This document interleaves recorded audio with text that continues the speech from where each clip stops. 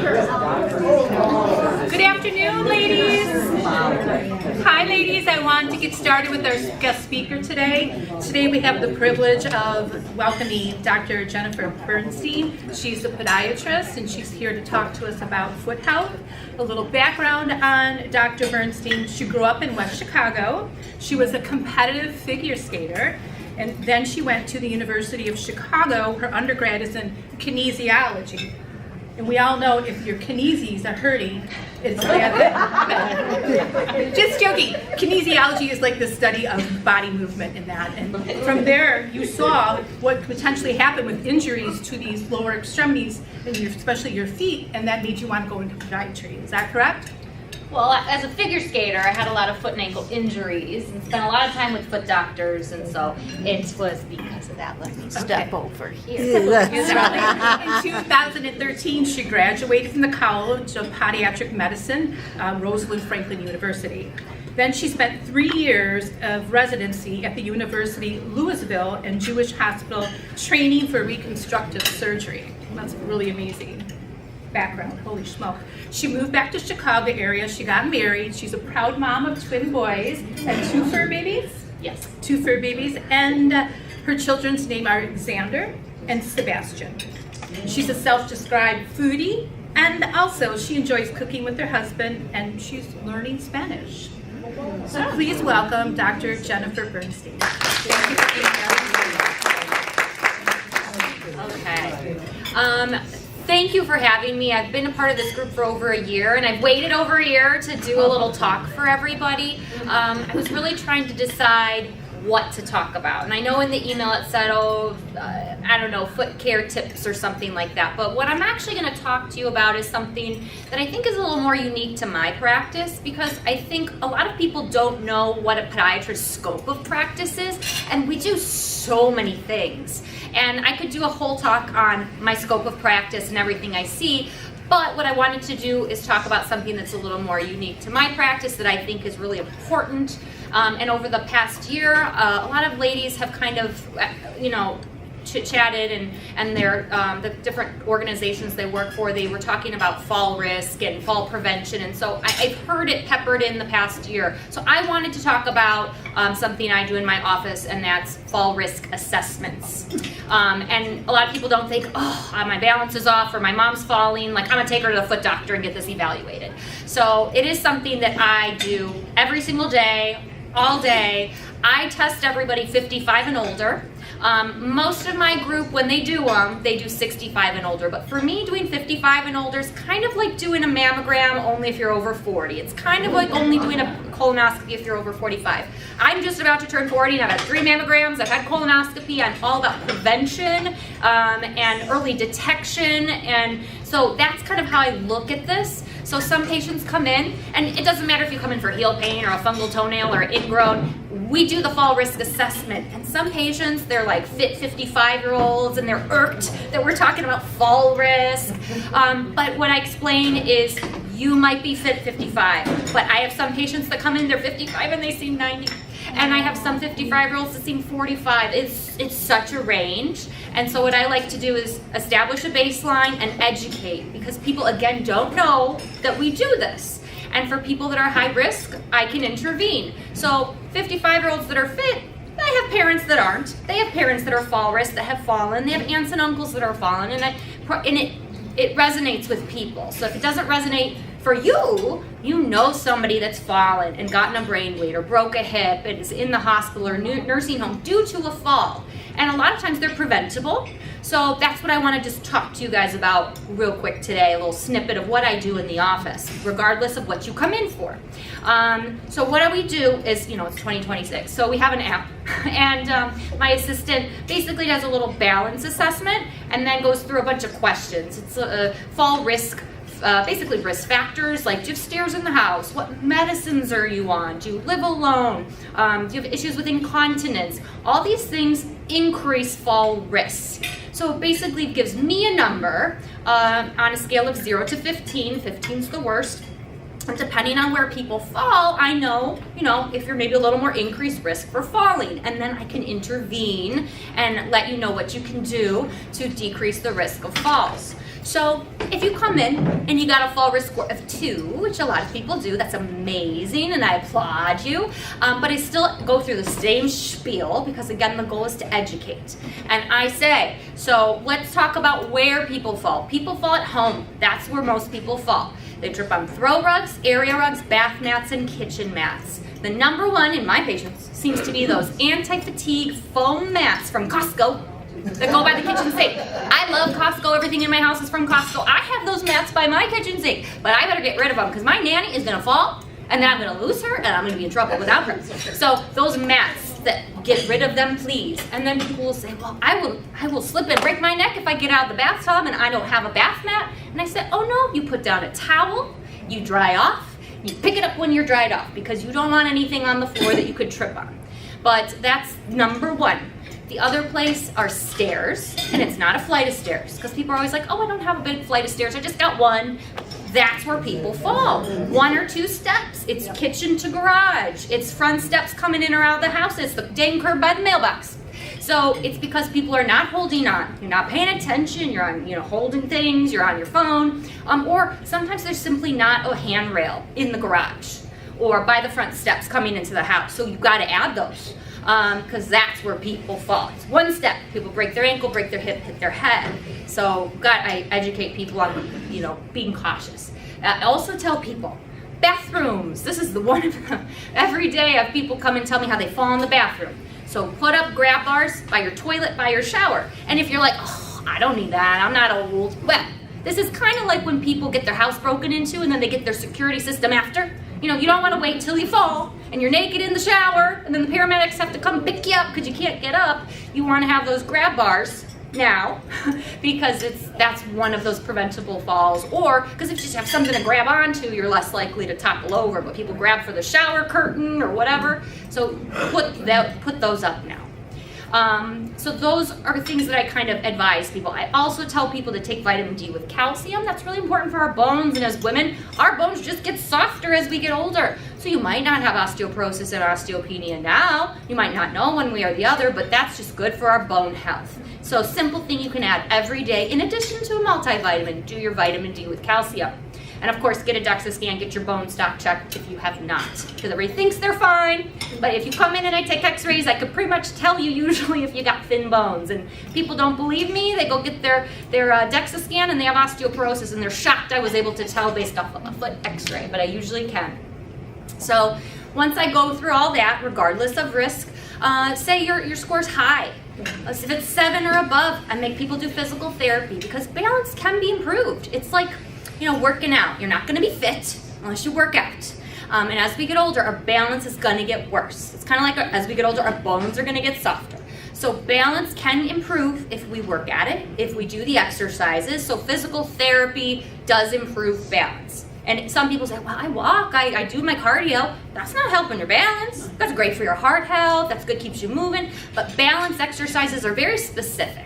And they really do help. So I send people to physical therapy. I test again in 3 months, and usually it's better. It's better. I also encourage people when they need to use canes and walkers because, again, people don't want to look old. They don't want to feel old, so they're very stubborn about using canes and walkers. And so often when I have this scoring system and I say, you need a cane or a walker, they're a little more apt to listen. I also say, if you feel most comfy at the grocery store, holding onto that cart, you probably need a cane or a walker. And they're like, oh, yeah, I do feel best at that grocery cart. So it's an easier way for me to encourage people to use those things. Now, for patients that are really wobbly or really fearful of falling or they have fallen, we make something called balance braces. And this is something nobody knows about. And it just irks me because nobody knows about it. So another reason I talk about it is to get the word out. We have something called balance braces. It's called a more balance brace. I have brochures. I brought an example, and this is what it looks like. It's invented by a fellow podiatrist. It has this like custom orthotic component. We do a 3D scan of the foot and ankle, so this fits like a glove, and then it goes around the ankle, one Velcro strap. It flexes, it moves, it's light, just goes in your gym shoe, and it stabilizes people so they don't fall. less swaying, less wobbly, less I'm gonna fall backwards. And this is something that is like life-changing for some people. People don't, when you're scared to fall, you don't want to get out of the house, you don't want to walk, you don't want to move. This keeps people active. And so this is something that we do quite often, and it makes people so much more confident. With Medicare patients, Medicare and a secondary, 100% covered. 100% covered. Because it prevents falls. It's proven to help prevent those brain bleeds, those broken hips, those hospital stays, those nursing home stays. So Medicare, this saves Medicare money because if it prevents those falls. They're always worn on both sides, always bilateral. We use them in people with drop foot after a stroke. We use them in people with Parkinson's and their gait is off, or just people that don't feel good. They feel off. I have a patient, we'll call him Bernard, and he has worn his for 10 years. 10 years. Before I even did an official fall risk assessment. He has diabetes and wounds and neuropathy and stroke, all this stuff. The worst fall risk score ever. And he's worn his for many, many years. He came in one day and the Velcro had dog hair, lint. It wasn't even sticking at all.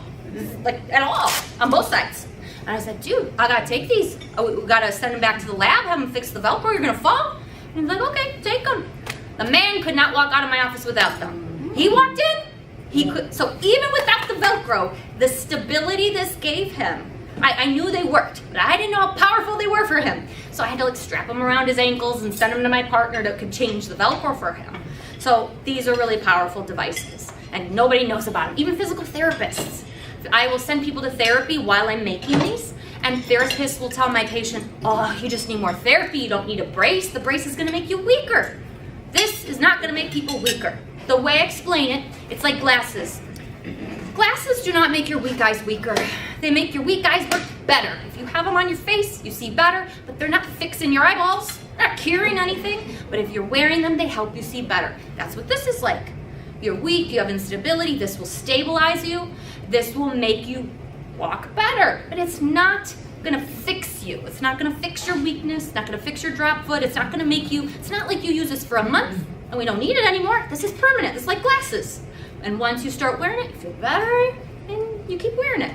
So I'm like educating physical therapists because they don't know about this. They don't know what it is and the goals here. So that's what I'm doing, a lot of talks for physical therapy clinics. So if you guys know any physical therapists and friends with any, I'd love to speak with them. Because it's like a hidden gem of a treatment, and I just want to let people know this is available. So again, that's why I talk to everybody about it. So if you want to feel it, it's up here. And I have brochures that talk about it. Oops. But the one thing that irks people about these braces is, it's a little bulky, a little bit. You can't wear this in a slip-on Skechers. So everybody comes in a slip-on Skechers, and let me tell you this, at the top of my do not wear list for everybody, do not come in with slip-on Skechers. This has to go in a shoe with a mold, like a tongue, a normal tongue. 9 times out of 10, it's a New Balance gym shoe, usually Velcro or laces. So I send them over to Chiapas with their brace, and they fit them, and then they get the proper shoe. But you can't wear Skechers slip-ons or any slip-on with this. Your foot won't fit in there. So people are like, I want to wear my slip-ons. So that's the one thing, and I tell people right off the bat, we got to change your shoes. Okay? Let's see what else. I think that's it. Just real quick, because a little tidbit. When people come in, they also want to know, besides the Skechers, they want to make sure Skechers are okay. They're not. I'll tell you the shoes you should wear, because this is important. Brooks, Hoka, Asics, New Balance. I'll leave you with that tip, because that's the #1 question I get asked. What should I wear? No Skechers, no Nikes, no On-Clouds that bend and fold. If the shoe bends in half, this is a problem, okay? And so you want a good stable shoe. That's the #1 question I get asked. So it's not just people with the brace, it's everybody. I have Brooks and they're cute, got some cute styles. So good shoes doesn't mean they're like, ugly. There's lots of cute options out there. But that's I think a tip that I'll leave you guys with. Everybody always asks. Any other questions about this or any foot or ankle questions? Yeah, more and more physicians and podiatrists are steering patients away from bunion surgery toward alternative methods. Yeah. Could you talk about bunions a little bit? Because yeah. They are preventable and... Well, bunions are not preventable. Bunions are 100% genetic. A lot of people have them, but not a lot of people necessarily have pain. Like men get them often too, but we rarely see men in the office with painful bunions because men's shoes are more roomy and spacious and wide and more comfortable, and women, we try to shove our foot into cute shoes. So they are genetic, but women's tend to get a little worse because of the shoes we wear. So I am very conservative when it comes to recommending elective surgery. I used to do tons, and then COVID hit, and then my practice changed, and I only do emergency surgeries now. So anybody with a bunion that fails conservative care, I do refer. But I make the recommendations on the right shoes. Like there's a wide toe box shoes. So for people with bunions, Ultras, ALTRA, and Topo, they have skinny heel and a wide toe box. So if you go, What's the name of that shoe? Ultra, ALTRA, and Topo, TOPO. It's skinny in the heel and wide in the toe box. The problem with wide shoes, like if you go get a wide New Balance, it's wide everywhere. And most ladies, our foot is not wide everywhere. So those are the shoes that really accommodate for people with a bunion. And so the right shoes make a big difference. If you are having pain on a day-to-day basis, it's limiting your activity, and you've tried these shoes, and we've tried spacers, and we've tried creams to get the inflammation down, then okay, if you can't go to Costco, you don't want to go on vacation because your bunion's hurt, then I do refer to one of my partners and they'll do surgery. But bunion surgery can go awry. They can recur. There's no guarantee it doesn't come back, and they do come back. Often it doesn't hurt when they come back, but that lean, it's back and that bump is there. So I tell people, if we can treat you conservatively, let's do it. But that's my opinion. And I have lots of partners. They see a bunion, they surgically correct it. That's a very different mindset. But bunion surgery can go awry, and I hate when I hear patients say, oh, I had it done 20 years ago and I wish I did it because I was fine and now I'm not. So you want to make sure you've tried the conservative care and the right shoes. It makes a difference. Yes? Talking about women's feet, most of us grew up wearing toed shoes. Yeah. And high heels. Yeah. But now in this stage of life, we don't wear them so much, but our toes are showing the effects of that. Are there devices or things we should either sleep with or do to get our toes spread back out? No, unfortunately, I do not fall for any of the night splints, spacers, yoga toes, any of that stuff. That stuff does not it's not going to undo the deformity. We'll do spacers and things like that for during the day to help your joints function in a better position if you're having pain. So if you're having hammer toes that are curled and there's pain at the tips, there's special cushions for that. But it's for when you're walking around in your shoes. Same thing with bunion spacers. They're for during the day when you have your shoes on to help preserve your joint. Because if you don't, you'll get an arthritic bunion, and that's kind of like two problems in one. But there's no spacers or there's no physical therapy that's going to help kind of undo the deformity. And again, I don't think it's just the shoes from before. There's a big genetic component of your foot structure. And obviously tight shoes makes the thing progress quicker, but there's children that have bunions and all these things, and it's even worse when it starts at that age. So it's not necessarily, it was just the shoes to blame. But yeah, you can't necessarily undo it without surgical correction. Excellent. We have time for one more question, maybe? Anybody have one more? Where do you find the Ultra and the Topo? Ultra and Topo, both of them are at REI in person, like that's the store that's in person. Rogan's has a couple of Ultra. Chia Pettis currently does not have Ultra and Topo, and I talked to them about it, and I guess they're not the easiest companies to work with as far as obtaining them. But you can also, they have big websites, so you can also get them online, but I highly recommend you go try them on in the store because they all have different styles and materials. My mom wore the same style for 5 years, and now they don't make it anymore, and I'm struggling to figure out which style is the best for her now because the materials all are different, and some are more stretchy than others. But REI, which is right by my Libertyville office. Thank you so much. Teresa, you had a question? Go ahead. Oh, yay, thank you. Okay, I'm a caretaker for a woman, and she has, both feet have drop feet. So would those work for her? Yeah, they go on both sides. They always go on both sides, even if somebody has drop foot on one side. Yeah, you gotta be even. Okay. I'm gonna make an appointment for her maybe too. Yeah, you just come together. Okay. Okay, thank you so much.